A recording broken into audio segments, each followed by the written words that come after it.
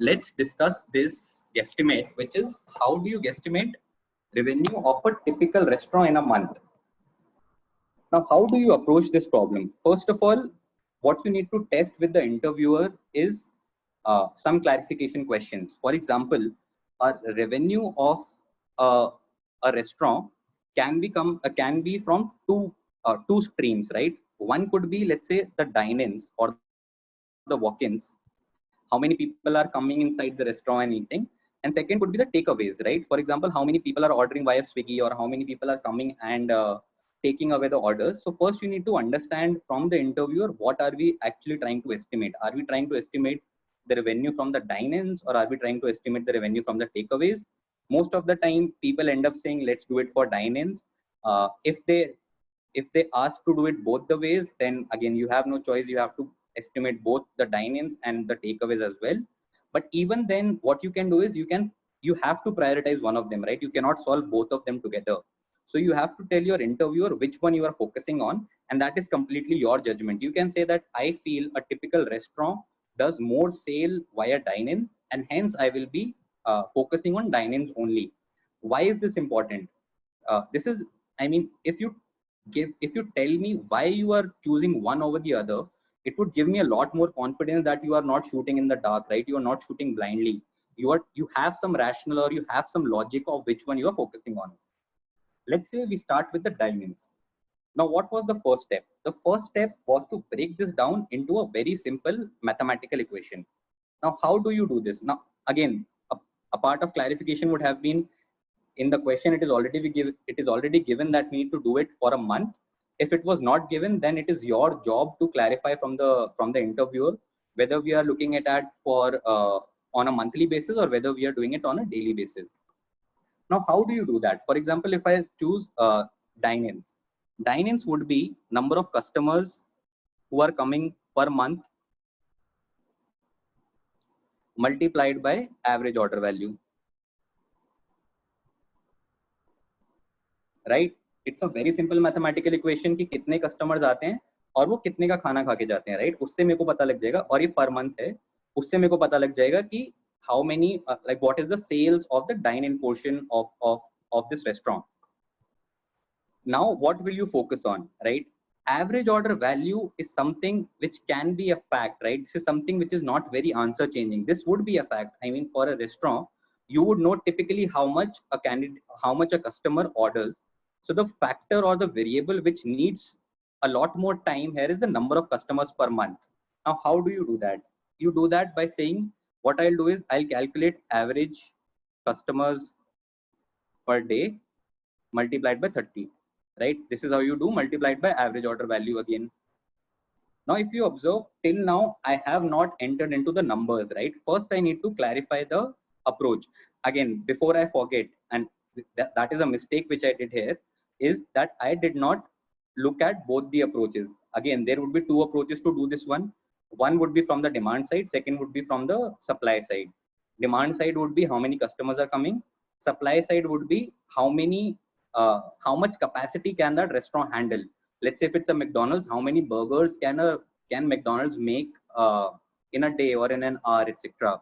So that is also one approach. And again, that is something which you can discuss with your interviewer, which approach you are taking. But I feel this assumption has less number of assumptions. That is one. And secondly, this is something which is a constraint, right? Even if a restaurant is able to supply, let's say 30 burgers, or let's say 30 meals per hour, if there are no customers visiting that store, that numbers goes for a toss, right? That number is meaningless for me until and unless I do not know what is the limiting factor. Hence, because number of customers or the demand is the limiting factor here, I'll go with the demand approach, and that is something which you should do with your interviewer. Now, let's say you need to find out what is the average number of customers per day.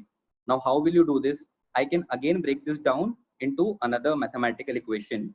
Average number of average customers per day would be capacity of that restaurant multiplied by average occupancy, right? So for example, if that restaurant has whatever 50 seats or 100 seats, and it cannot take more than that customers, so there is a capacity and there would be an average occupancy percentage. So for example, And I'll come to that. For example, in peak hours, the restaurant is completely filled. During non-peak hours, it is only 50% filled. It's only 60% filled, etc. So how you break it down into a mathematical equation is, again, you look at capacity, you multiply it by average number of occupancy. And again, this remains, the other equation remains the same, which is 30 multiplied by AOV. Now, which variable or which factor will you focus on? Capacity is something, again, which would be fixed. Like, you cannot estimate a capacity, right? It is something which is there, which has to be some number, and there is no estimation to this. Either you can ask your interviewer as to how big this restaurant is, or what you can, or I mean, when I say a typical restaurant, you can check this with your interviewer in the beginning. What size of a restaurant are we looking at? Is it a big restaurant? Is it a small restaurant? Even if interviewer says it's completely up to you what to do, take some easy number. Let's say you say the capacity is 50. Let's say, or the capacity is 100. That at a time only 50 or 100 people can sit in the store. There would be one more variable in this equation. This is at a time how many customers can sit in the store, right? I mean, I'll first of all remove this one. I'll come to it in a bit. Yeah, this is at a time, at one point of time, how many customers can sit, right? That is 50 chairs are there. At one point of time, 50% chairs are filled. So there are about 25 people sitting in the store. That is at one point of time. Now, given this is for the complete day, I need to incorporate a factor of time here as well. That would be, what is the total number of hours this store is operating divided by average time a customer takes.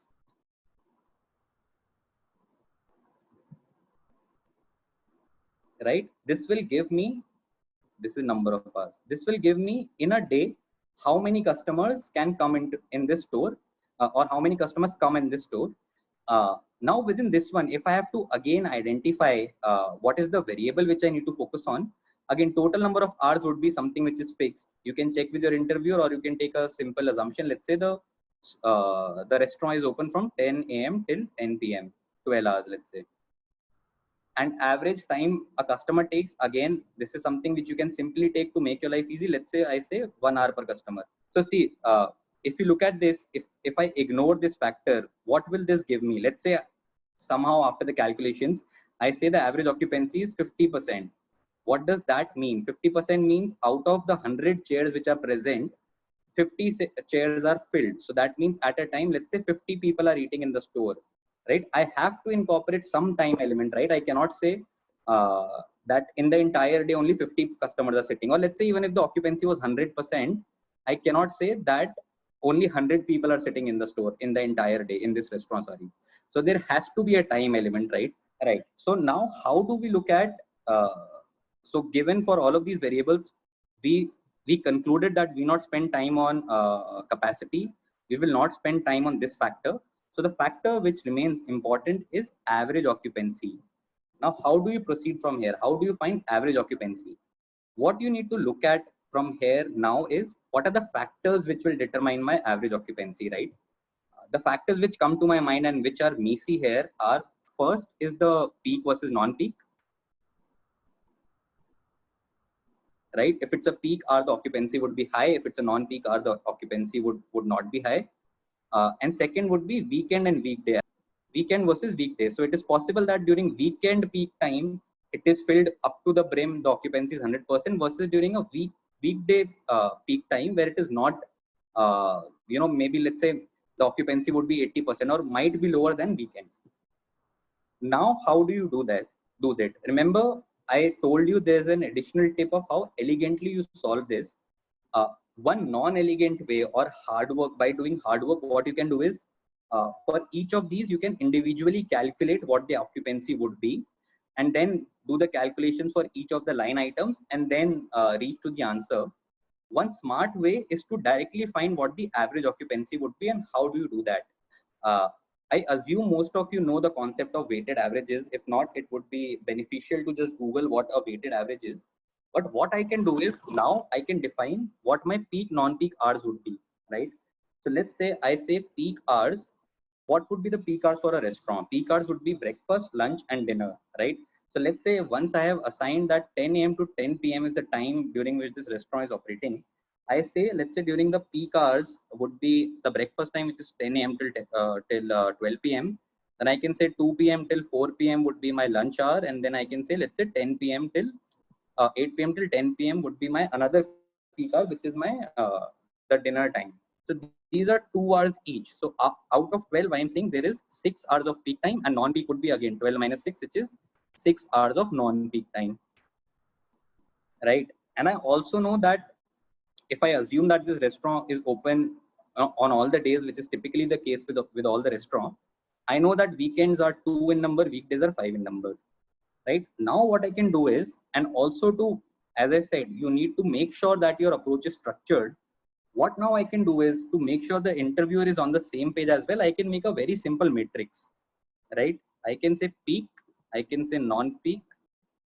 I'll just explain this as well, what this matrix is.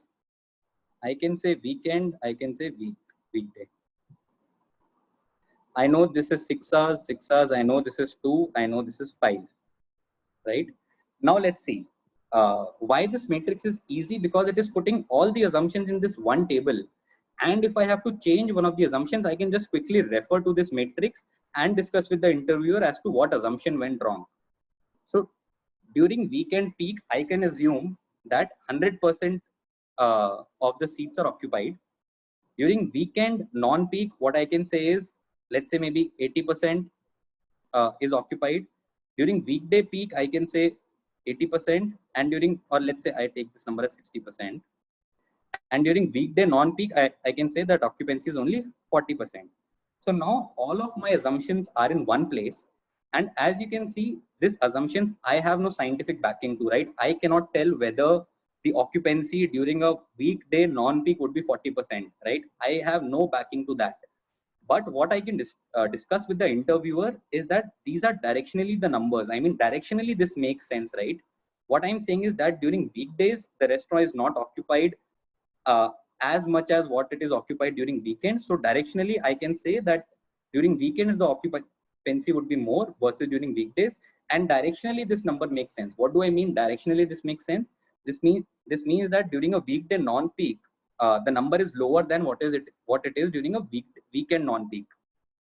So directionally, I can tell them that this seems fair to me, and then you can check this with the interviewer as well, whether this is making sense or not. Now, what you can do is you can do some very basic this thing. After this matrix, you can use weighted averages, let's say, to find an average occupancy. Now, what would that be? That would be if, let's say, I have to find during a weekend, what is the average occupancy? The weekend average occupancy would be 100% into 6 plus 60% into 6 divided by 12. Is this clear why the weekend average occupancy would be this much? I have simply taken this just weighted averages, which is during 6 hours, the occupancy is 100%. During the other 6 hours, the occupancy is 60%. Hence, the average occupancy would come out to be, in this case, because I have taken very simple numbers. In this case, during weekends, my average occupancy comes out to be about 80%. During weekdays, my average occupancy would be 80% into 6 plus again 40% into 6 divided by 12, which is again a very quick maths, which would come out to be again a very simple average, which would be 60%. Yeah, now I know what is my average occupancy during a weekend and a weekday. Now what I have to simply do is I have to use the weights for weekend and weekday and find an average occupancy. What would that be? The weights are 2 and 5. So 2 into 80% plus 5 into 60% by 7, right? What would this number come out to be? Again, you have to keep the numbers very simple. Yeah, 160 upon 300 by 7, approximately 460% by 7, which roughly comes out to be about 65%. So this number now I can directly feed into my average occupancy. So this is an elegant way of doing this. Why this is elegant is because you have the matrix in one place, and whatever assumptions you are taking all of them at one place only. So now if interviewer questions any of your assumptions, you simply have to look at this table, and then you can discuss with your interviewer whether these assumptions make sense or not. Now simply I plug the 65% number into this one. I have the capacity, whatever number you take, 50 or 100. I have the average occupancy. I have the total number of, I have the time factor. this will give me what is the total number of customers which are visiting per day. I multiply that by 30 to get what is the total number of customers visiting per month. I have to now simply multiply it by the average order value. Now, how do you calculate an average order value?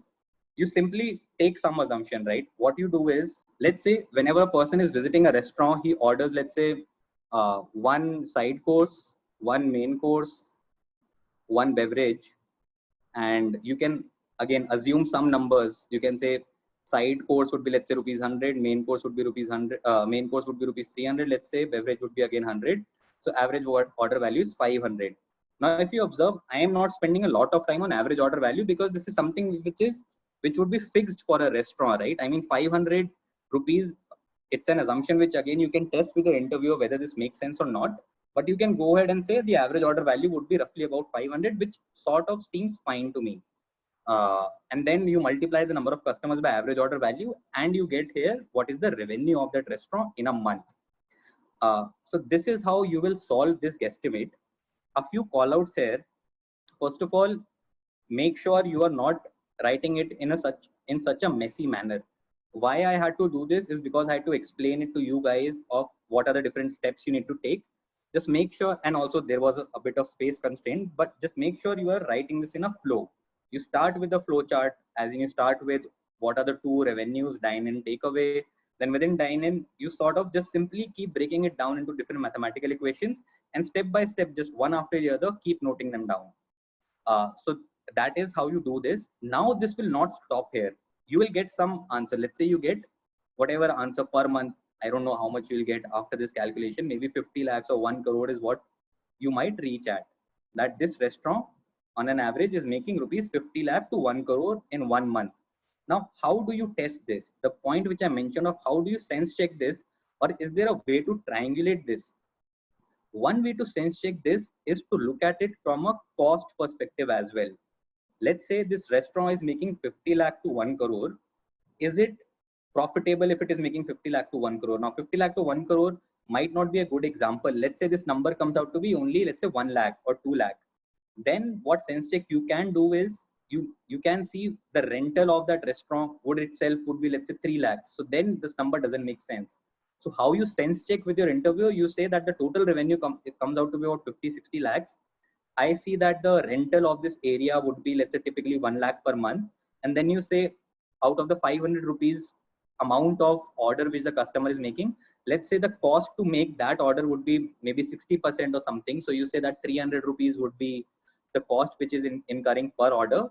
Hence the total cost comes out to be, let's say hypothetically, comes out to be about, let's say, 30 lakhs. And then you say the margin is about 50%, which you can check with interview whether this makes sense or not. As per me, in food industry, 50% margin does make a lot of sense. So that is how you can sense check your answer. In terms of triangulating, what you can do, if you have to look at some other, let's say, as I mentioned, by triangulating, you do not have to do this guesstimate again with some other approach, but it makes sense to discuss this with the interviewer what the alternate approach could be, and that alternate approach could be looking at it from the demand from the supply side. Is where will we incorporate average time a customer takes?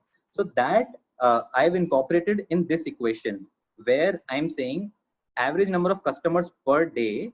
How I will calculate that? I will see at a time how many customers can sit in that restaurant multiplied by how many.